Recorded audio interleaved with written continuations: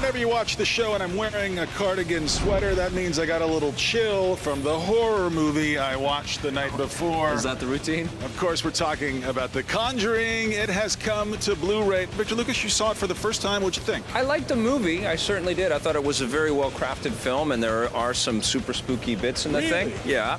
But you can see the puppet master, and James Wan is kind of revealing his tricks a little too often. I feel like par for the course with horror films anyways. We've seen all of this kind of stuff before, but I certainly did like the escalation of fear in this thing.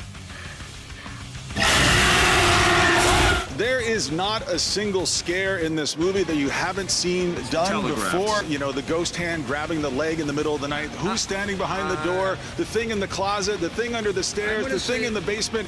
Every single one of these things. The Lily Taylor stuff is pretty freaky. There's an exorcist in this thing, and you've seen those before, and you've seen it done better elsewhere. Now, James Wan traffics in horror cliches. That's what he did in Insidious. He didn't do anything there that wasn't done before with the baby monitor and all that stuff, but he did it better. Here, he doesn't do it better. Here, he doesn't one-up those cliches, so the whole movie just kind of devolves into stuff that's not very surprising, not very interesting, and the whole Ed and Lorraine subplot just isn't enough to carry the movie through. All of this. Okay, give it to me. All right, you're the connoisseur of horror stuff. I don't really have a lot of patience for them because I feel like they all boil down to a lot of tropes. You're scared of Dr. Doom. No, I'm not scared. It's just it's not my thing. I'd rather watch superheroes. I don't know what it is about that. But because I'm not, and because I don't see every damn thing, I can appreciate the craft of this film. I think it's a well-made movie, and there are some spooks, there are some scares. You know they're coming, but it's still entertaining, and it's still creepy, and it's still and I think it's because it's rooted in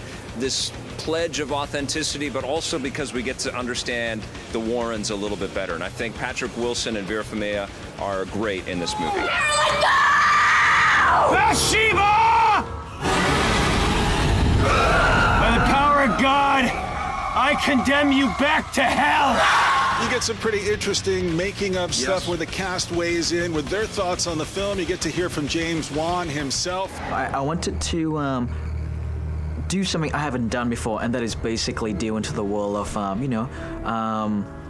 telling a biographic story. But again, it all comes down to me not finding this interesting enough. I'll be honest, like, I'm disappointed. James Wan, I am rooting for you. I'm a huge fan. I love the first Insidious, but Insidious 2 was terrible.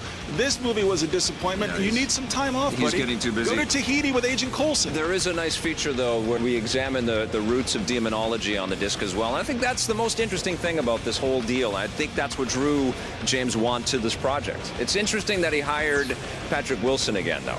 That's a weird choice. Wilson. I know they've got a friendship. Listen to me. How many evil dolls out of 10 are you going to give this thing? I'm going to give it a 7. How about you? You so crazy, my friend. 3.5 evil dolls. Oh, you hated it.